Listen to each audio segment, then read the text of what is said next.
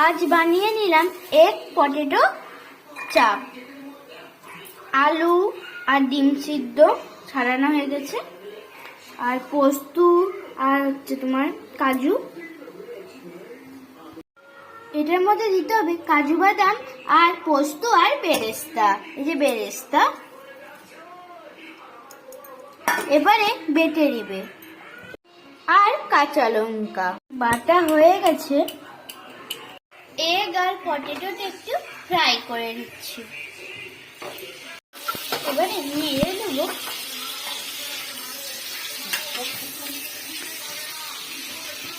একটু দই দিবেন, একটু হালকা করে ফ্রাই করে নিলাম। এবারে তুলে দিচ্ছি। তেল দিলাম সামান্য, এরপর যেটা বাটা ছিল সেটাকে দিয়ে দিচ্ছি। এরপর একটু নেড়ে দেবো,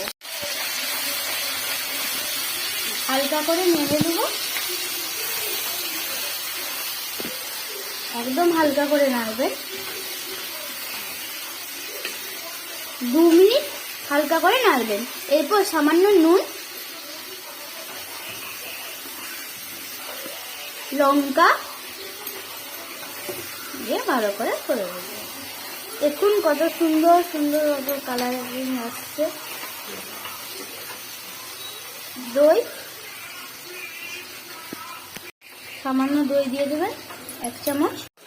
দইটা দিয়ে দিলাম।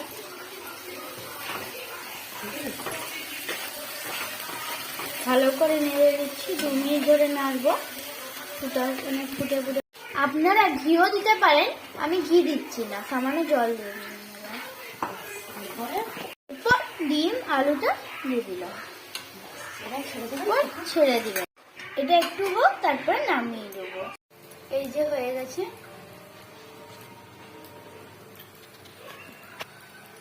দেখুন কত সুন্দর কালার। পরোটা আর ডিম আলুর চপ। আপনারাও বানাবেন, আপনারাও খাবেন।